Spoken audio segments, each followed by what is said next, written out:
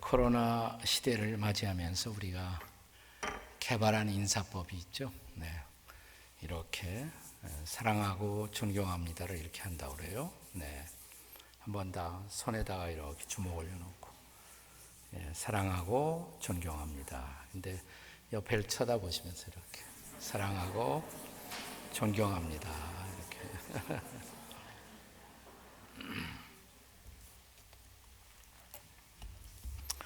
제가 개인적으로 알고 있는 한 분이 있는데 이분의 이름을 제가 밝히지는 않겠고 편의상 이분을 영어의 알파벳의 P자로 시작되는 PC라고만 말씀을 드리겠습니다.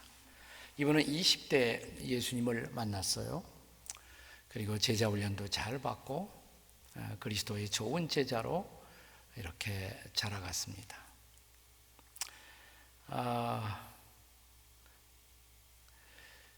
그런데 누구나 다 그런 것처럼 이 성장의 과정에 있어서 그에게 몇 가지의 그 시련이 다가옵니다. 네. 그러면서 이분이 20대 제자 훈련도 받고 또 했지만은 많이 흔들리기도 했고 이분이 사업을 했는데 아주 특이하게 수산업에 종사했어요. 사업이 어려울 때면 정말 하나님께 매달려 열심히 기도하기도 했고 그러면 그때마다 또 기적을 체험하기도 했습니다. 그래서 업계에서는 아주 잘 나가는 사람, 큰손 이런 별명을 듣기도 했습니다. 근데 어느 날 다시 한번 어떤 인생의 벽 앞에 부딪혀서 그 벽을 돌파하기 위해서 사회적 영향력 있는 한 분을 만나서 도움을 받기로 했습니다. 그런데 상대방과 대화 속에서 상대방이 묻습니다. 혹시 당신 예수 믿소? 근데 직감적으로 상대방이 예수 안 믿는 사람이라는 것을 알아채고 내가 예수 믿는다 그러면 나에게 불이익이 오지 않을까라는 생각 때문에 내가 한때는 예수님께 조금 관심이 있었지만 지금은 전혀 관심이 없다고. 아니 자기를 구원하신 예수님, 자기가 사랑하는 예수님에 대해서 이렇게 스스로 말해버리다니 그 말을 해놓고 바로 후회하기 시작했어요. 후회했지만 이미 엎드려진 물이 되었습니다. 그것 때문에 그는 마음속에 깊은 자책감, 길트 컴플렉스를 안고 죄책감을 안고 살아야 했습니다. 그 다음부터 신앙생활이 아주 굴곡이 심한 ups and downs, 굴곡이 심한 그런 신앙생활을 해요. 자기 인생을 정리할 거의 마지막 무렵에 도달하면서 자기가 살아왔던 인생을 돌이켜봅니다. 나에게 무엇이 부족했을까? 어떤 결론이 마음속에 생겼어요. 그것은 뭐냐면 자기 자신에게 정말 일관성 있는 영적 성숙이 없었다라는 결론 앞에 도달했습니다. 편지 한 장을 씁니다. 그것은 유언 같은 자신의 편지, 마지막 편지였습니다. 이 편지의 제일 마지막 부분에서 그는 이런 말을 남깁니다. 우리 주, 곧 구주 예수 그리스도의 은혜와 그를 아는 지식에서 자라가라, 자라가라. 많이 듣던 말 같지 않아요? 오직 우리 주, 곧 구주 예수 그리스도의 은혜와 그를 아는 지식에서 자라가라. 이 말씀은 베드로후서 마지막 장 마지막 절, 베드로후서 3장 18절의 말씀이에요. 그러니까 이 편지를 쓴 사람이 누구겠습니까? 베드로시죠. 제가 피시라고 그랬잖아요. 피터시, 피로 시작되는 피터시. 제가 힌트를 많이 드렸어요. 이 사람의 직업은 수산업이다. 고기 낚는 직업이 수산업이 아니겠습니까? 네. 또 이 사람이 예수님을 배신했다. 그런 힌트도 드렸잖아요. 수많은 힌트를 드리는데 그래도 감이 오지 않아. 어떻게 그렇게 인생을 사시겠습니까? 그런데 이런 베드로의 결론과 비슷한 결론에 도달한 또 한 사람이 있어요. 베드로의 동업자였어요. 수산업 동업자 요한이었습니다. 요한, 사도 요한. 요한도 같은 결론에 도달합니다. 성숙보다 더 중요한 것은 없다. 자, 그것이 오늘 본문 요한 1서 2장이에요. 요한 1서 2장. 여러분이 요한 1서 2장 12절 이하 오늘 본문을 보시면 거기에 중요한 몇 가지 호칭들이 등장합니다. 자, 어떤 호칭들이 등장합니까? 거기 자녀들아, 또 아비들아 이런 말도 나오고, 또 아이들아 이런 말도 나오고, 또 청년들아 이런 말도 나오고, 네 가지 호칭이 등장해요. 네 가지 호칭. 근데 네 가지 호칭을 순서적으로 정리하자면 맨 처음에 자녀들. 이 자녀라는 것은 여기서 방금 태어난 아기부터 시작하는 것입니다. 방금 태어난 아기부터 자녀잖아요. 자녀들아. 그 아기가 조금 자라면 아이들이 돼요. 아이들아. 그 아이들이 조금 더 자라게 되면 청년이 돼요. 청년들아. 그 청년들이 좀 더 자라가면, 성숙하면 아비들이 되죠. 아비들. 적어도 이 네 가지의 호칭은 우리 그리스도인들의 영적 성장의 네 단계를 보여준다고 할 수가 있습니다. 그리고 어떤 그리스도의 공동체이든지 공동체 안에 네 가지 유형의 사람들이 다 있어요. 우리 중에 자녀도 있고, 아기도 있고, 영적 아기도 있고, 아이도 있고, 영적 청년도 있고, 영적 아비도 있고. 자, 어떻게 이 단계를 따라 우리가 성숙할 수 있는지, 한 단계에서 또 다른 단계로 성숙해 가기 위해서 우리에게 가장 필요한 것은 무엇인지 오늘 밤에 같이 우리가 알아보고자 합니다. 첫째는 자녀들의 단계, 자녀가 되는 단계. 자녀들아. 12절에요. 본문 12절 우리 같이 읽겠습니다. 12절 시작. 자녀들아, 내가 너에게 쓰는 것은 너희의 죄가 그의 이름으로 말미암아 사함을 받았으며. 여기서 자녀들이란 것은 방금 태어난 아기를 포함한다고 말씀드렸어요. 태어나면 부모의 자녀가 되는 것이죠. 자녀들아. 이게 본래 히라보 원어에서는 테크니아라는 단어로 되어 있는데, 여기서 자녀들은 우리가 자주 암송하는 요한복음 1장 12절의 말씀에 나오는 자녀들과 똑같은 자녀입니다. 자, 요한복음 1장 12절 영접하는 자, 곧 그 이름을 믿는 자들에게는 하나님의 자녀가 되는 권세를 주셨습니다. 그런데 오늘 요한 1서에서 사도 요한은 자녀들의 중요한 특성이 예수의 이름으로 죄 사함을 받은 사람이다 이렇게 말합니다. 예수 이름으로 죄 사함을 받는 것, 이것이 우리의 신앙생활, 영적 생활의 출발이에요. 예수 이름으로 죄 사함을 받는 것, 그것이 우리가 그리스도 없었던 과거와 단절하고 그리스도 안에서 새로운 인생을 출발하기 위해서 우리에게 가장 필요한 영적 체험이 뭐냐? 죄 사함을 받는 거예요. 죄 사함을 받는 것입니다. 우리 현대 심리학에서 많이 사용하는 단어 가운데 성인 아이라는 단어가 있습니다. Adult child, 성인 아이. 우리가 다 성인이에요. 그런데 우리 속에 아직도 남아있는 아이가 있단 말이에요. 예를 들어서 아이 시절에 우리가 큰 충격을 받았다고 하십시다. 그 충격을 받으면 그 충격이, 그 트라우마가 우리의 평생을 지배할 수도 있어요. 그 트라우마를 극복해야 진정한 성인이 돼요. 진정한 성숙이 이루어져요. 그 과거를 극복하지 못하면 그 과거가 평생에 우리 발목을 붙들고 우리의 성숙을 가로막는 것입니다. 제가 좀 가까이 지내는 선배 목사님 한 분이 있는데, 한 번은 친구들하고 목사님 댁을 방문했습니다. 그랬더니 옛날 그분이 6.25 전쟁, 이 땅에 있으셨던 6.25 전쟁 이야기를 하세요. 그 전쟁 시절에 자기 동네, 자기가 다니던 중학교가 비행기 폭격을 맞아서 막 학교가 불타고 있는데, 이분은 너무너무 좋아서 덩실덩실 춤을 추었대요. 좀 이상하잖아요. 그래서 왜 그렇게 뭐가 좋으셨냐 그러니까 그 학교에 자기 성적표 불탈 생각하니까 그렇게 좋더래요. 네. 내 과거의 레코드가 성적이 내 마음에 들지 않는다 그러면 우리는 그 레코드를 찢어버리고 싶어. 네. 그리고 내 인생의 히스토리를 다시 새롭게 쓰고 싶어요. 근데 그게 쉽게 지워지나요? 저 유명한 하나님의 마음이 합한 사람이라고 불리웠던 다윗도 인생에 결정적인 오점 하나가 있었잖아요. 그래서 너무 가슴 아파서 다윗이 참회의 기도를 드립니다.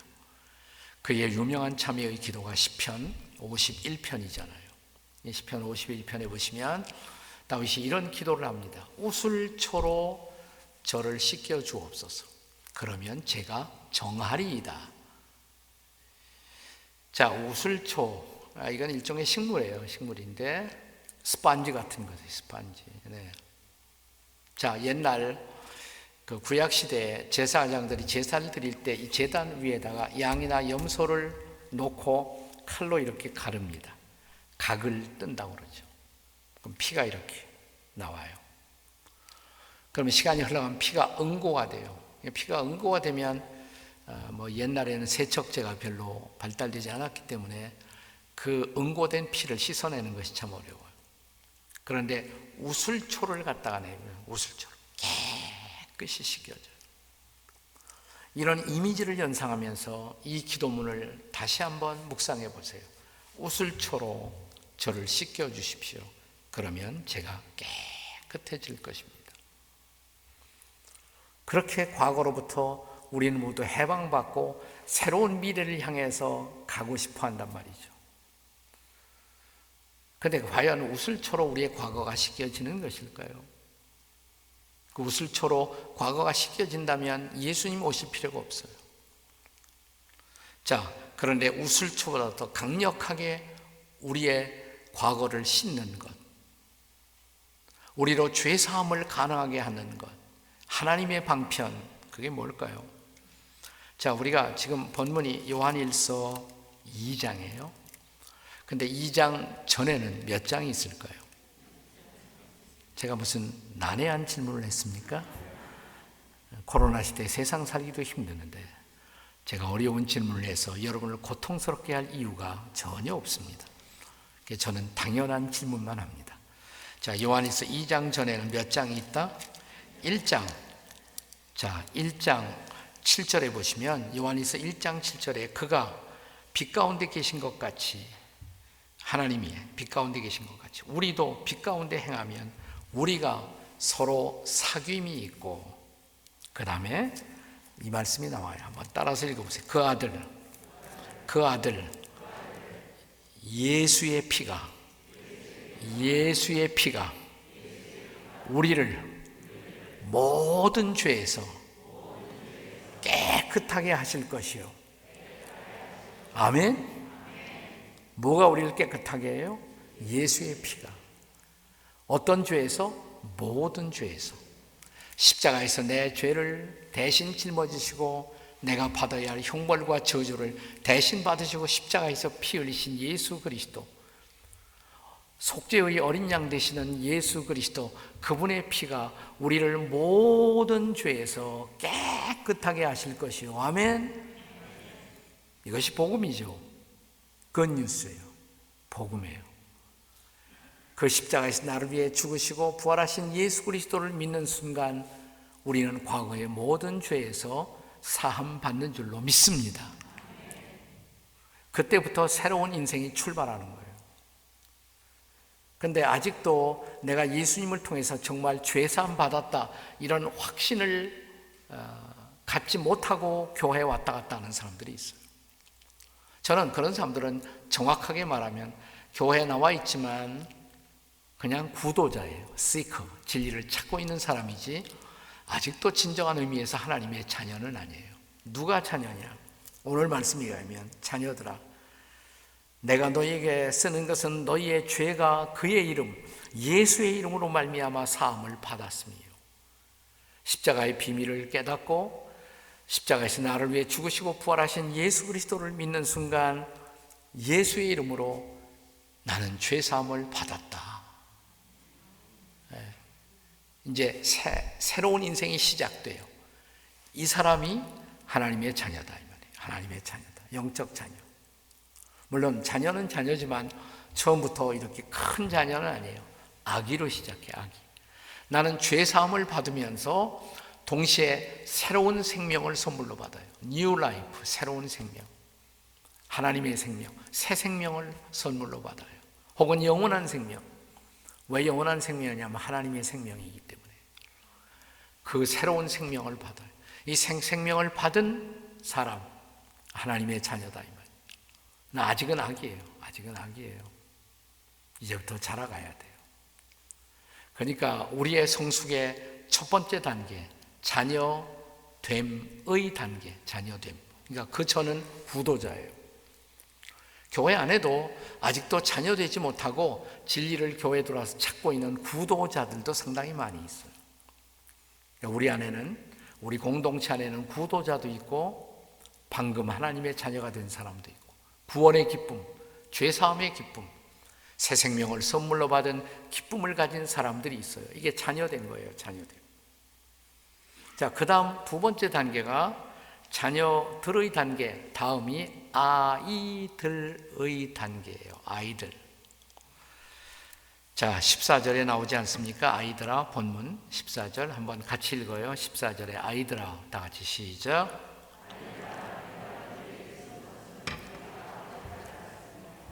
네, 진정하시고 아직 아비들은 읽지 마세요. 아직 멀었어요.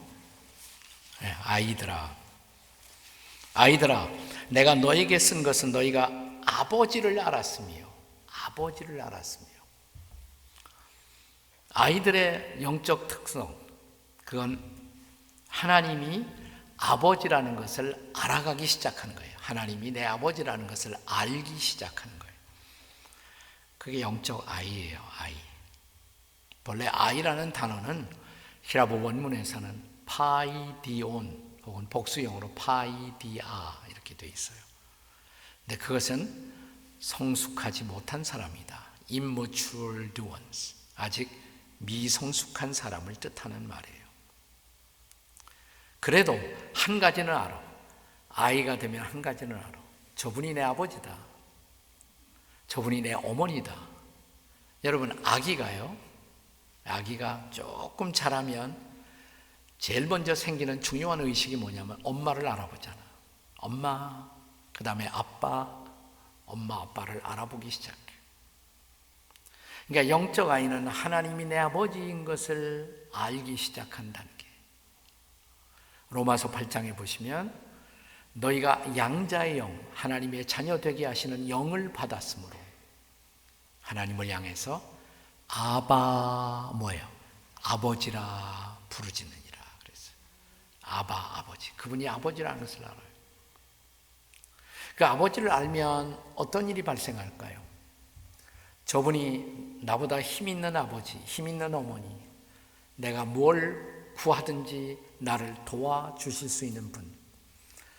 그래서 기도가 시작돼요. 기도가 시작돼요. 엄마, 아빠, 필요한 게 있어요. 그래서 도움을 청하는 거죠. 도움을 청하는 거예요. 구하라, 주실 것이요. 찾으라, 찾을 것이요. 문을 두드리라, 그러면 너희 열릴 것이니 구하는 이마다 얻을 것이요 찾는 이가 찾을 것이요 문을 두드린 이에게 열릴 것이니라. 그 다음에 너희가 악한 자라도 자식에게 좋은 것을 줄 줄 알거든 하물며 하늘에 계신 아버지께서 너희에게 좋은 것으로 주시지 않겠느냐. 아멘. 네. 그래서 하나님 앞에 구하는 기도가 시작돼요. 그리고 기도의 응답을 체험하기 시작해요. 기도의 응답을. 오늘 새벽에 제가 비서세 세크리터리 볼드 얘기했죠.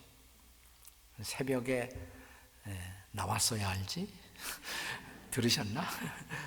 새벽에 나왔거나 온라인으로 들었거나 한번 손 들어보세요. 새벽에, 오늘 새벽에. 예. 나중에라도 꼭 들으시면 좋을 것 같아요. 좋았죠, 오늘 새벽에? 진짜 좋았어요? 네. 내일 새벽 더 좋을 거예요. 아유, 목사님, 저는 새벽에 일어나지 못해요.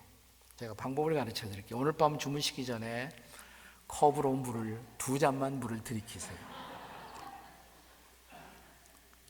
그러면 내일 새벽 자동 알람이 작동할 겁니다. 시계 알람보다 훨씬 더 정확해요. 예. 이 기도의 응답 매우 중요한 것이에요. 기도의 응답. 지나간 한 10년, 20년 한국교회 안팎에서 우리 스스로의 신앙을 점검하고 비판할 때 한국교회 교인들의 신앙이 지나치게 기복주의에 빠져 있다, 이런 비판이 많았어요. 저는 그 비판이 일리가 있다고 생각해요. 비판받아 마땅한 모습들이 우리에게 있었어요. 그러니까 우리 예수 믿는 사람도 안 믿는 사람과 꼭 마찬가지로 잘 먹고 잘 살고 잘 되게 해달라는 기복적인 기도만 했다. 기복적인 기도만 했다. 네, 그러면 그런 기도는 하지 말아야 될까요? 내가 잘 되게 하려는, 내 자식들이 잘 되게 해달라는, 우리의 비즈니스가 잘 되게 해달라는 그런 기도는 하지 말아야 할까요? 저는 기도의 생활에도 그 성숙의 단계가 있다고 생각해요. 아이는 아이답게 기도해야 돼요. 또 성숙한 사람이 되면 성숙한 사람다운 기도 제목이 또 그때 생겨요. 우리가 민족의 통일을 위해서 기도하고 열방의 복음화와 선교를 위해서 기도하고 이 땅에 정의와 자유가 실현되도록 기도하고 이런 기도 해야 돼요. 그렇죠? 근데 그건 성인의 기도예요. 성숙한 사람들의 기도예요. 조금 있으면 그 기도를 하게 돼요. 네? 근데 아이들은 여러분의 집에 유치원 다니는 유치한 아이가 있다고 하십시다. 우리 집 유치원 다니는 유치한 내 아이가 어느 날 유치원 갔다 와서 부모에게 말하기를, 아버님, 어머님, 제가 저에게 기대하는 아버님의 기대가 뭔지를 최근에 제가 알았습니다. 그렇게 유치원 다니는 아이가 얘기하면 어떻게 생각하세요, 여러분? 제가 정상인가 그러겠죠, 제가. 그건 조금 있다가 할 거예요. 조금 있다가. 엄마, 아빠 그럴 때 원하는 건 뻔한 거예요. 뻔한 거. 일상적인 삶의 필요. 나 그것과 함께 그런 일상적 필요의 응답도 받아야 돼요. 네, 그런 응답도 경험을 해야 돼요. 그래야 나중에 보다 고상한 노블한 기도의 제목, 성인다운 여러 가지 기도의 제목들도 주님 앞에 펼쳐놓게 되고, 아, 하나님이 이것을 원하시는구나. 뜻이 하늘에서 이루어진 것 같이 이 땅에서 이루어지도록 그것도 우리가 기도하게 돼요. 저절로 우리가. 그러나 우리가 일상적 필요를 위해서 기도하는 것 결코 잘못된 것이 아니다. 저는 제가 목회하는 교회에서 제가 은퇴하기 전까지 이 셀 목회를 매우 강조했습니다. 셀 목회, 소그룹 목회를 매우 강조했어요. 소그룹 목회가 왜 필요한가? 주일 예배만으로 채워지지 않는 것이 있어요. 주일 예배만. 여러분, 주일 예배 드리다가 중간에 목사님 저 질문이 있어요 라고 목사님 설교 시간에 그런 거 할 수 있어요? 못하죠. 혹은 주일날 교회 와서 제가 지나간 한 주간 동안 이런 일이 있었고 이런 일이 있었고 제가 이런 인간에게 상처를 받고 그동안 너무 힘들었거든요, 이런 자기의 문제를 주일날 다 펼쳐놓고 기도받을 수 있습니까? 힘들죠. 그거 못해요. 그런 걸 해야 돼요. 나보다 성숙한 사람들에게 성경도 펴서 질문도 하고 해답도 구하고, 성경적 가정생활, 성경적인 직장생활 어떻게 하는지 그런 가르침도 배워야 되고, 또 내가 경험하는 온갖 일들을 같이 마음을 열고 나누고, 기도의 제목을 다 나누고, 내가 이것 때문에 지금 힘들어하고 있다고, 아파하고 있다고 기도 제목을 놓고 기도하고. 저희 교회 이 셀 모임에서는 목장 모임이라고 하는데 저희에서 목장 모임 그래요. 뭐 여러 가지 구역 모임 여러 가지 말을 많이 쓰죠. 순 모임 이렇게. 저는 제일 중요하게 생각하는 것이 기도 제목 나눔이에요. 기도 제목 나눔. 그게 제일 중요해요. 뭐 설교는 주일날 교회 가서 들어도 되니까 너무 거기서 또 목사님 흉내내고 셀 모임에서 서투른 설교하려고 그렇게 애를 쓸 필요가 없단 말이죠. 주일날 못하는 것들을 그럴 때 해야 돼요. 그래서 다 일일이 기도 제목 다 놓고 함께 기도 제목을 위해서 기도하고, 네. 그리고 기도가 응답된 것을 같이 기뻐하고 나누고, 네. 정말 거기서 기도 응답이 많이 이루어진다고 그래요. 이 셀 모임에서, 목장 모임에서. 그러니까 이상한 현상이 이루어져요.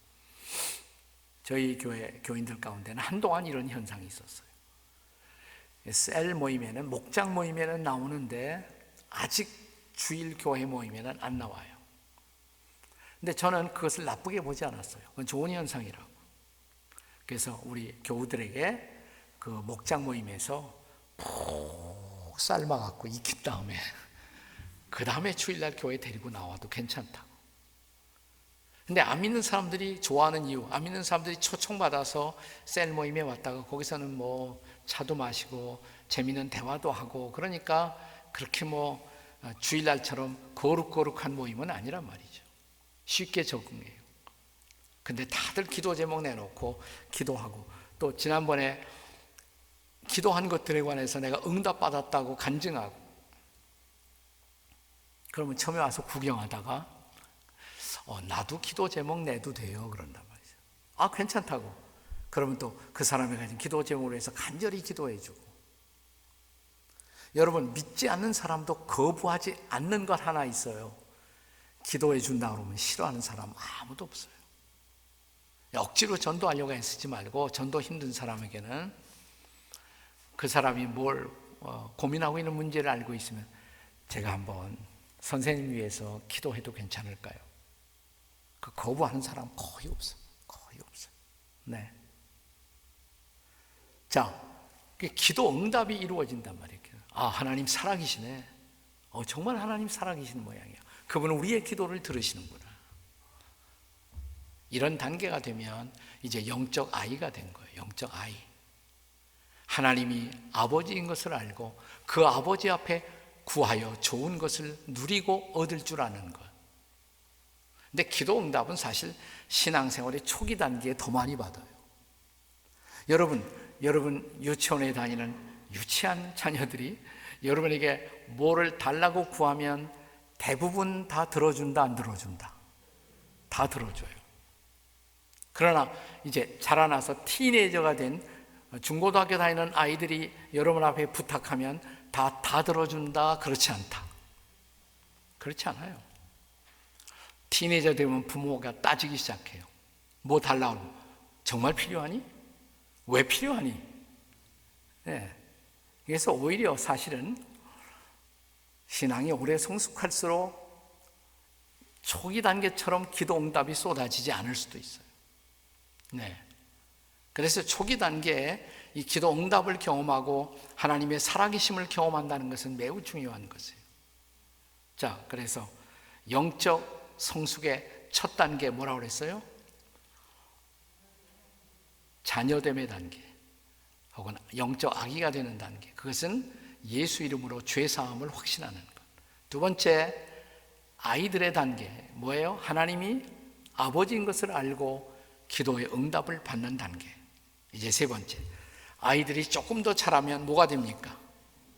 청년이 돼요. 청년이. 자, 청년들아, 두 번 나와요. 오늘 본문에 청년들아. 우선 13절에 중간에 보시면 청년들아 나와요, 안 나와요? 자, 13절 중간에 청년들아, 그 대목만 읽겠습니다. 시작. 청년들아, 내가 너에게 쓰는 것은 너희가 악한 자를 이기었습니다. 네, 14절에도 또 중간에 청년들아가 나와요. 14절에 보입니까? 14절에 청년들아. 네, 14절에 청년들아, 거기만 읽어요. 시작. 청년들아, 내가 너에게 쓴 것은 너희가 강하고 하나님의 말씀이 너희 안에 거하시며 너희가 흉악한 자를 이기었습니다. 그 영적 청년의 특성으로 13절 14절에 공통적으로 강조된 것, 마지막에 무슨 단어로 끝나요? 이기었다. 누구하고? 악한 자, 악마, 악한 자와 싸워서 이길 줄 안다. 이제는 영적 청년은 악마와 싸워서 이길 줄 알아요. 자, 또 하나 14절에 보시면 청년들아 하고 내가 너에게 쓴 것은 너희가 뭐라고 그랬어요? 강하고. 이긴다는 단어와 함께 강조되는 강하다. 영적 청년의 특성, 강하다, 이긴다. 강하다, 이긴다.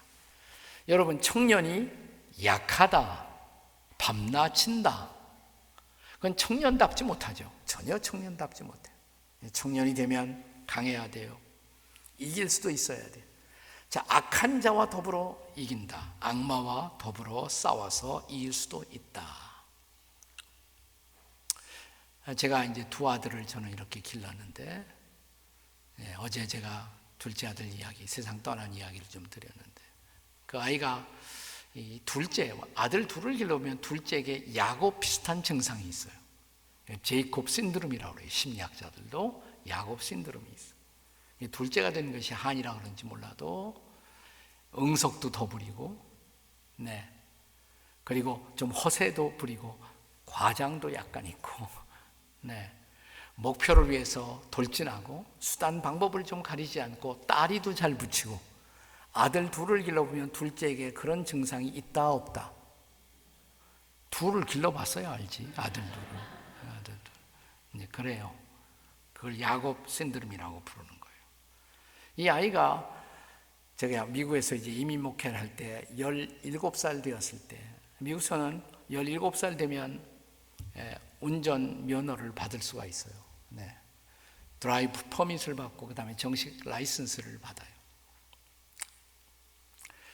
이제 17살 되어서 이제 좀 큰 생일날이라 생일 파티를 저희 집에서 크게 열었습니다. 친구들 다 데리고 오라고 했어요. 그랬더니 색깔별로 다 왔어. 까만 아이, 하얀 아이, 노란 아이, 다 왔어요. 한참 이렇게 파티가 진행 중인데 갑자기 둘째 아이가 저렇게 아빠 그래요. 이 둘째다운 어떤 과시욕 이런 것들이 발동한 것 같아요. 왜? 그러니까 아빠 나하고 팔씨름하자 그래요. 자기 친구들 쫙 있는데, 그래서 하자 그랬습니다. 친구들 쫙 보는 앞에서 제가 제 둘째 아이하고 팔씨름을 했습니다. 그날 제가 팔씨름에서 이겼을까요? 졌을까요? 어떻게 아세요? 저희 집 비밀을. 제가 졌어요. 그런데 제가 슬펐을까요? 기뻤을까요? 기뻤죠. 왜 기뻤어요?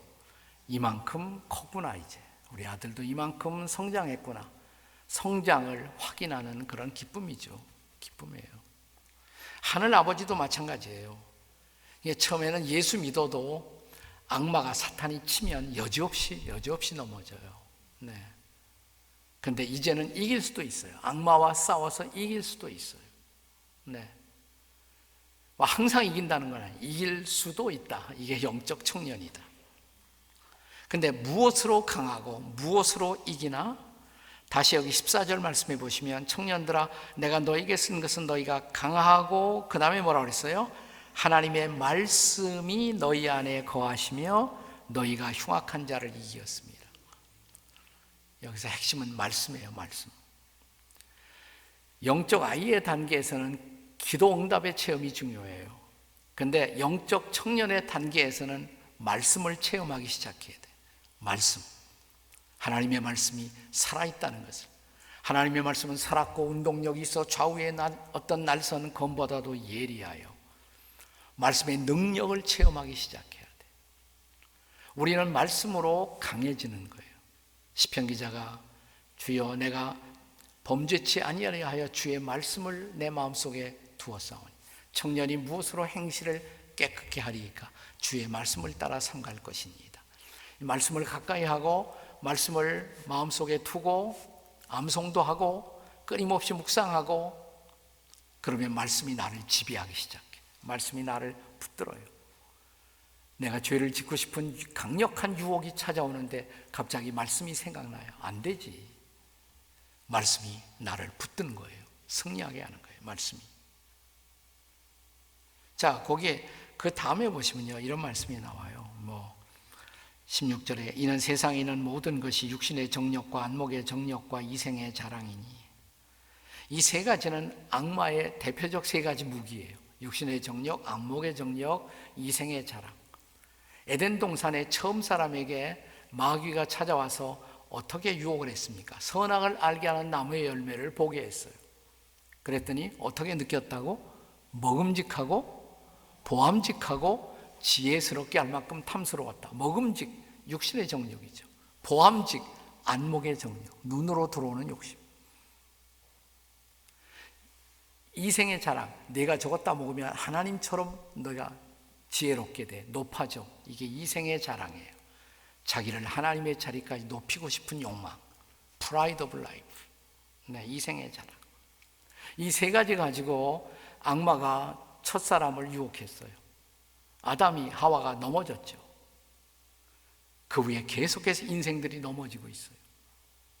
그런데 이 똑같은 이런 유혹의 무기를 들고 2000년 전 이 땅에 오신 둘째 아담으로 오신, 마지막 아담으로 오신 예수님에게도 악마가 찾아오지 않았습니까? 그가 30살이 되어 공적 생애를 우리 예수님이 시작하실 때 광야에 악마가 찾아왔잖아요. 자, 금식기도 하시는 예수님에게 제일 큰 시험이 무슨 시험이에요? 먹고 싶은 욕구겠죠. 육신의 정욕이에요. 마귀가 뭐라고 그랬습니까? 이 돌들이 명하여 떡덩이가 되게 하라. 아마 돌이 진짜 떡으로 보였을 거예요. 금식해보면. 그러니까 시험이죠. 이 먹는 시험이에요. 또 뭐예요? 천하왕국의 모든 영광을 다 보여주면서 절만해, 다 줄게. 안목의 정욕. 성전 꼭대기에 세워놓고 뛰어내려 네 발이 땅에 닿기 전에 천사가 살짝 들어올리면 너는 유명해져. 내일 신문에 나. 너는 슈퍼스타가 돼. 이생의 자랑, 이생의 자랑. 자, 이런 유혹을 다 예수님이 무엇으로 물리치셨습니까? 말씀으로. 이 돌들이 명하여 떡덩이가 되게 하라. 예수님이 뭐라고 그러셨어요? 사람이 떡으로만 살 것이 아니요 하나님의 모든 말씀으로 살 것이라. 아멘. 근데 그 전에 하신 말씀이 있어요. 그것도 중요한 말씀이에요. 기록되었을 때 그랬어요. 기록되었을 때 사람이 떡으로만 살 것이 아니요 하나님의 입으로 나오는 모든 말씀으로 살 것이라. 기록되었을 때 어디에? 성경에, 신명기에. 예수님은 그때 말씀을 떠올리신 거예요. 그러니까 평소에 말씀 가까이 하고 말씀을 좀 암송하시고 많이 메모라이즈하고 또 시간 있을 때마다 그 말씀을 묵상하고 이렇게. 그러면 말씀이 내 안에 살아 움직인단 말이에요.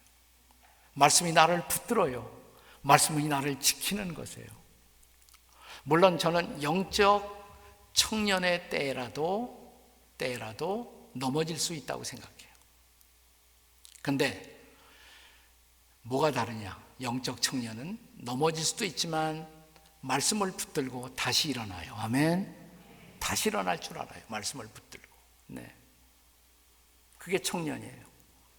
자, 이제 마지막 단계, 영적 성숙의 마지막 단계, 네 번째 단계가 뭡니까?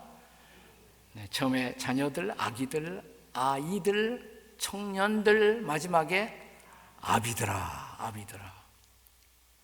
어떤 분이 왜 아비드라만 있고 에미드라가 없습니까? 네, 아비드라 속에 다 포함되어 있으니까 너무 섭섭하게 생각하지 마세요. 자, 영적 아비의 특성 뭘까요? 영적 아비의 특성은 뭘까요? 자, 우리 13절 한번 읽어보세요. 13절에 아비들아 다 같이, 13절에 아비들아 다 같이 시작. 아비들아 내가 너에게 쓰는 것은 너희가 태초부터 계신 이를 알았음이요. 거기까지. 네. 근데 피상적으로 읽으면 아이들하고 비슷해요. 아이들도 아버지를 알았음이요 그랬어요. 근데 아비들은 아버지를 알았음이요가 아니라 여기 태초부터 계신 이를 알았음이요 그랬어요. 하나님이 태초로부터 지금까지 어떤 일을 하시는지 하나님에 대한 것을 이제는 피상적으로 아는 것이 아니라 여기서 알았으면 깊이 아는 거예요. 하나님을 깊이 알게 된 거예요. 이게 영적 아비예요. 하나님을 깊이 알아요. 그래서 사람들을 만나면 그 하나님에 대해서 너무 할 얘기가 많아. 하나님을 알기 때문에. 하나님을 알기 때문에. 저는 제 아내하고 결혼하기 전에도 제 아내를 한 10년 동안 알아왔습니다.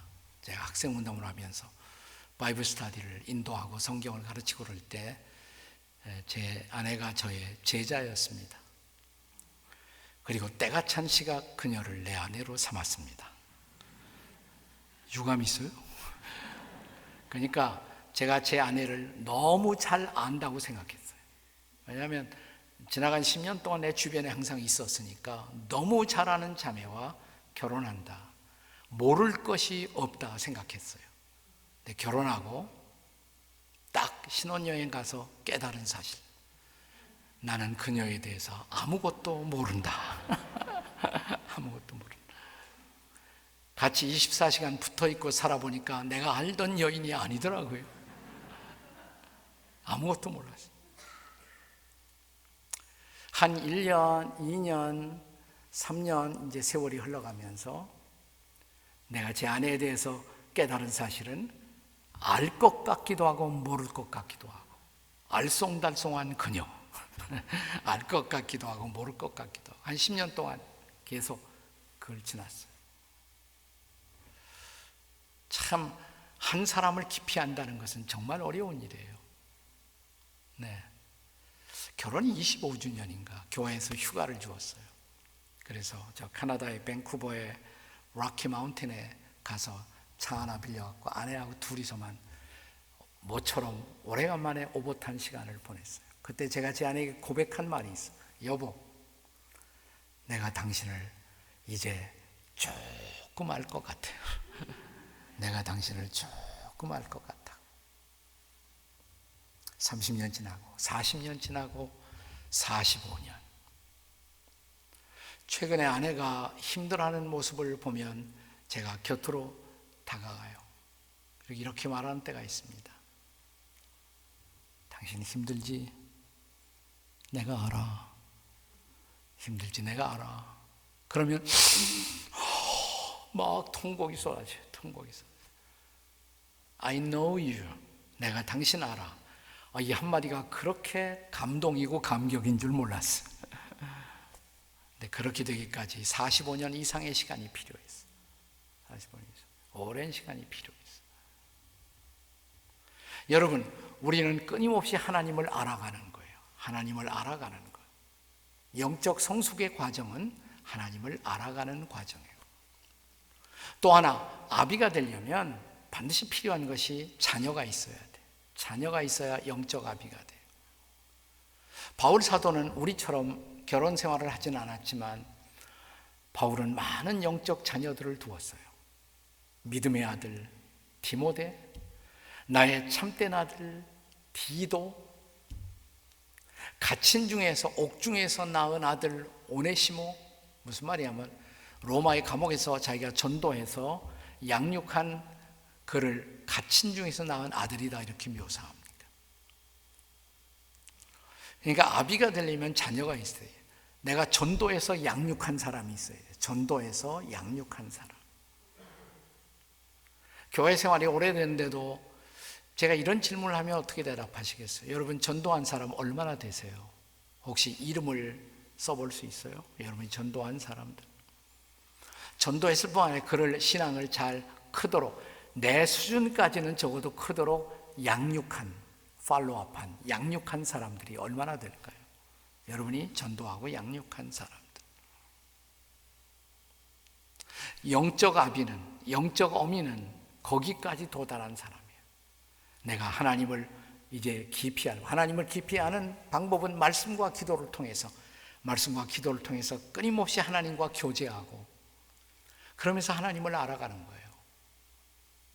거기다가 내가 복음을 전하여 양육한 영적 아들, 영적 딸이 있는 사람들이 영적 아비란 말이죠. 영적 아비. 저는 한국교회가 정말 성숙하려면 한국교회 모든 평신도 리더들이 그 영적 아비의 단계에 와야 한다고 생각해요. 전도하고 양육하고. 저 장로님들이 교회를 살림살이를 돌보시는 것은 존경할 만한 일이에요. 필요한 일이에요. 난 우리 장로님들이 그것만 하지 않았으면 좋겠어. 우리 장로님들이 전도도 하시고 성경도 가르치고 사람들을 양육하는 일을 많이 했으면 좋겠어. 그래야 영적 아비가 될 수가 있는 거예요. 영적 아비. 성경에 나타난 진정한 장로들은 그런 분들이었어요. 말씀으로 사람들을 양육하고 거룩한 믿음의 영향력을 끼치고 있는 사람들. 근데 너무 한국교회 장로님들은 행정에만 빠져 있어요. 행정에만. 우리가 정말 성숙한 교회, 성숙한 공동체로 가려면 우리 교회 장로님부터 그런 모범을 보이셔야 돼요. 전도하고 양육하고 사람을 키우고. 제가 오늘 저의 영적 아비가 되는 한 분을 좀 소개하고 오늘 설교를 마무리하려고 합니다. 제가 미국 유학을 떠날 때 유학을 갈 수 있었던 것은 미국의 한 장로님이 제 모든 유학 비용들을 스폰서하시고 도와주셨습니다. 그분은 한국에도 지금 열심히 활동하는 기독교 기관 가운데 기독교 실업인회가 있잖아요. CBMC, 크리스찬 비즈니스맨스 커미티. CBMC 시작한 분 중에 한 분이고 국제 CBMC 회장을 지내신 월더 예거 장로님이란 분이었어요. 그분의 장학금을 받고 제가 미국 떠날 수가 있었습니다. 미국의 자동차 도시 디트로이트 공항에 떨어졌을 때 이 장로님 네 분이 손수 차를 몰고 나오셨어요. 회장님이신데, 회장님. 푸타운이라는 식료품 회사. 그리고 치킨 팜, 농장을 많이 갖고 계세요. 미국 오하이오주에. 친히 마중 나오셨습니다. 한국에서 유학 오는 한 학생을 픽업하기 위해서. 저를 안아주시고 허그해 주시고 잘 왔다고, 앞으로 미국에서 잘 지내라고, 잘 공부하고. 네. 뭐 1시간쯤 가서 그분 댁에 들어갔는데 다 이렇게 에어컨 장치가 되어 있는데 에어컨을 안 트시고 들어가시더니 선풍기를 막 트시더라고요. 에어컨이 다 되어 있는데 왜 선풍기를 트십니까? 이 질문을 하고 싶었는데 그게 영어가 잘 안 돼요. 장문을 하는데 사흘이 걸렸어. 사흘 만에 장문하고 외워갖고 드디어 질문을 했어요. 그랬더니 그랬더니 더우냐고. 내가 네가 물어본 게 사인으로 알고 내가 틀어주겠다고 틀어주시더라고요. 예. 지독해요. 좀 지독해요. 예. 아침에 보니까 할머니가 이렇게 키친에서 부엌에서 뭐 메모지를 하나 갖고 뭘 쓰고 계세요. 뭘 쓰시냐고 그러니까 쇼핑 리스트를 1, 2, 3, 4, 5 그리고 또 바꿔 뭐 1자가 다시 3으로 오고 3이 1로 오고. 왜 이렇게 쓰세요? 그러니까 내가 그냥 나가서 물건 사다 보면 충동 구매, 아무거나 필요 없는데도 내가 살까봐 꼭 필요한 것만 사려고. 지독하시구나, 이분은 지독. 네, 이래서 부자가 되셨나 이런 생각도 들고. 네,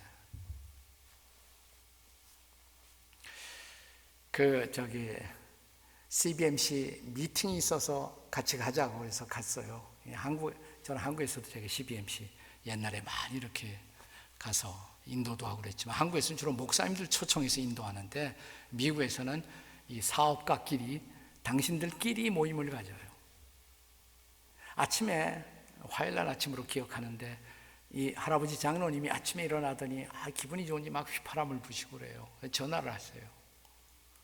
한 젊은 사업가를 CBMC 런치원 미팅에 초청을 하려고 전화하는 거예요. 허락을 받은 것 같아요. 오겠다고. 그러니까 기분이 좋으셔서 할렐루야 하시더라고요. 한 11시 반쯤 식당에 갔어요. 미리 식사를 하시더라고요. 12시 한 10분 되니까 식사가 다 끝나. 그리고 식당 뒤에 이렇게 회의실 같은데 리졸브 해놓은 거기 가서 그 동네에 그 사업가들, 크리스천 사업가들이 모여서 미팅을 가는 거예요. 그날 강사가 할아버지였어요. 저를 도와주신 할아버지였는데 그분이 자기 간증하면서 설교하시는 거예요. 쭉 하면서 예수님은 내 인생에 이런 분이라고. 여러분도 예수님을 마음에 받아들이시면 내가 경험한 그런 은혜를 경험할 수 있다고. 혹시 여러분 예수님 모르시면 예수님 마음속에 초청하고 싶은 분이 계시냐고 손 들어보라고. 그랬더니 이 할아버지가 장로님이 초청한 젊은 사업가가 뒤에서 손을 들어요. 끝나고 와서 막 허그하고 안아주시고, 그렇게 끝난 줄 알았더니 일주일에 한 번씩 만나 식당에서 아침 식사를 같이 하면서, 아침 식사 끝난 다음에 작은 책자 갖고 신앙 양육을 하는 거예요. 예수님 영접한 이 젊은 사업가에게 교회란 무엇인가, 성경이란 무엇인가, 기도는 왜 하는가, 뭐 이런 걸 같이 나눠요. 한 5번 성경 공부한 다음에 그 동네 목사님 한 분을 또 초청해서 이분의 신앙생활을 잘 부탁한다고. 양육을 하는 거예요. 이렇게. 이분 굉장히 바쁘신 사업가인데, 뭐 교회는 교회들의 일을 하시지만 또 이렇게 전도하시고 양육하시고. 이 할아버지가 수년 전 세상을 떠나가셨을 때 유언을 따라 되도록 알리지 않았지만 많이 오셨더라고요. 1000명 이상. 저도 갔으니까 장례식에. 네, 아주 특이한 장례식. 사회자가 여기 마이크 하나 놓고 이 앞에 이분의 관이 있어요. 관을 열었어요. 오픈 캐스킷하고 잠자듯 이렇게 잠자 주무시고 있는 모습. 사회자가 고인에 대해서 여러분이 하고 싶은 말이 있으면 나와서 하십시오. 줄을 서라고. 줄이 쫙 길어져요. 거의 한 100명쯤 줄 서지 않았을까. 저도 그 중에 하나였는데, 앞에 나와서 잠자듯 누워있는 이분을 바라보시면서 한마디씩 다 하는 거예요. 근데 그날 제가 제일 많이 들은 말이 뭐냐면, 저분은 나의 영적 아버지였습니다. He was my spiritual father. He has been my spiritual father. 나의 영적 아버지였습니다. 저분을 통해서 전도받았고, 저분을 통해서 크리스찬 사업가답게 정직하게 어떻게 사업하는지를 나는 배웠고, 저분을 통해서 어떻게 크리스찬은 가정생활을 하는지를 저는 배웠고, 저분은 나의 영적 아비였습니다. 저도 똑같은 소리를 했고요. 앞에 나와서 저분은 한국에서 온 나를 아들 이상으로 사랑해 주었고, 그리고 날마다 신앙의 생활을 어떻게 하는지 저는 신학교보다도 훨씬 더 많은 것을 이 할아버지에게 배웠습니다. 진실로 그분은 나의 영적인 아버지였습니다. 여러분이 세상 떠날 때 여러분의 장례식에 얼마나 많은 사람들이 와서 이런 고백을 할 수가 있을까요? 저분은 나의 영적인 어머니라고, 저분은 나의 영적인 아버지라고. 거기까지 가는 것, 그게 영적 성숙이에요. 영적 성숙. 교회 안에는 구도자도 있고 방금 하나님의 자녀가 된 사람도 있고 영적 아이들도 있어요. 그러나 성숙한 교회는 교인들을 다 적어도 영적 청년으로, 그리고 영적 아비와 어미로 성숙시킬 비전을 가진 공동체. 나는 여러분의 교회가 그런 성숙의 공동체가 될 수 있기를 주님의 이름으로 축원합니다. 영적인 아비, 영적인 어미들이 젊은이들에게 존경받는 교회, 전도의 모본을 보이시는 장로님들, 그리고 우리 교회 주일학교 아이부터 그들을 끌어안고 그들을 축복하고 그들을 영적으로 키우는 교회, 그런 성숙의 공동체가 되실 수 있기를 주의 이름으로 축복합니다. 기도하십시다.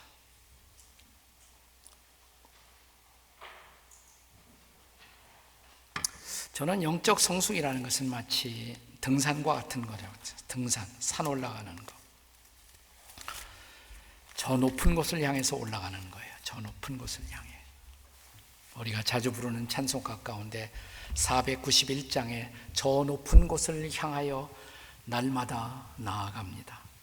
내 뜻과 정성 모아서 날마다 기도합니다. 나는 후렴 옛날 찬송가 가사가 더 좋아요. 그게 원문에 더 가까워요. 내 주여 내 발 붙드사, 내 주여 내 발 붙드사 그곳에 서게 하소서. 그곳은 빛과 사랑이 언제나 넘치옵니다. 반주해 주실 때 한번 같이 이 찬양을 가사의 뜻을 생각하며 부르시겠습니다. 다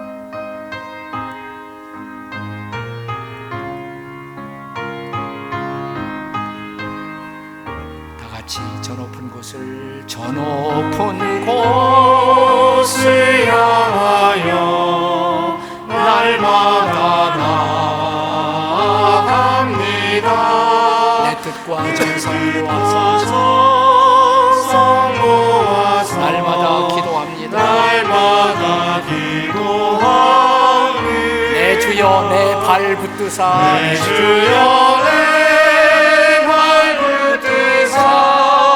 그곳에 있게 하소서. 그곳은 빛과 사랑이 언제나 넘치옵니다. 괴로움과 죄가 있는 곳 나 비록 여기 살아도 빛나고 높은 저곳을 날마다 바라보네. 내 주여 내 발 붙드사 그곳에 서게 하소서. 그곳은 빛과 사랑이 언제나 넘치옵니다. 의심의 안개 거치고 근심의 구름 없는 곳 기쁘고 참된 평화 거기만 있사오니.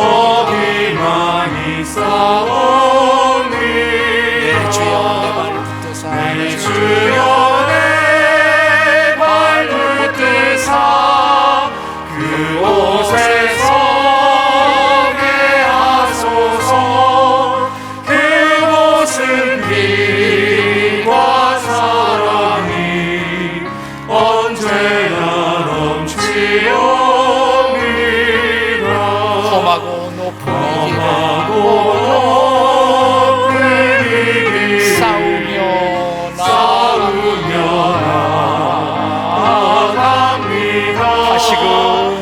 다시금 기도하오니. 내 주여 인도하소서. 내 주여 내 발 붙드사 그곳에 서게 하소서. 그곳은 빛과 사랑이 언제나 넘치옵니다. 내 주를 따라 올라가 저 높은 곳에 우뚝서 영원한 공항 누리며 즐거운 노래 부르리. 내 주여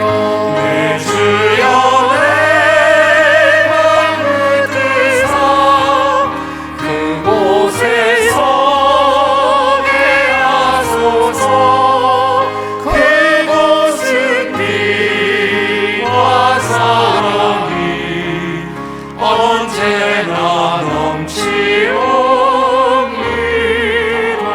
함이 조용히 함이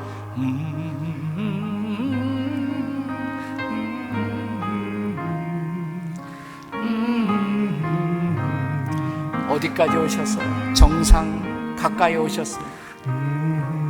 혹시 이 산에 오르다가 넘어진 분 계시잖아요. 넘어졌다고 절망하지 마세요. 일어서시면 돼요. 다시 일어서시면 돼요. 말씀 붙들고 기도하고 일어서시면 돼요. 그리고 다시 오르시면 돼요. 내 주여 내 발 붙드시고 내 손 붙드시고 내 마음 붙드시고 나를 그곳에 서게 하소서. 내 인생 끝나는 날 내가 남겨둔 나의 영적 자녀들, 나의 영적 아들들과 딸들을 남겨두고 갈 수가 있는 사람, 하나님 진정한 성숙을 나에게 주시옵소서. 우리 교회가 진정으로 성숙하는 공동체가 되게 해 주시옵소서. 주여, 부르짖고 함께 통성으로 같이 기도하시겠습니다. 주여, 우리가 기도합니다. 우리를 성숙한 하나님의 사람으로, 하나님의 자녀로 우리를 붙들어 주시옵소서. 우리를 세워 주시옵소서.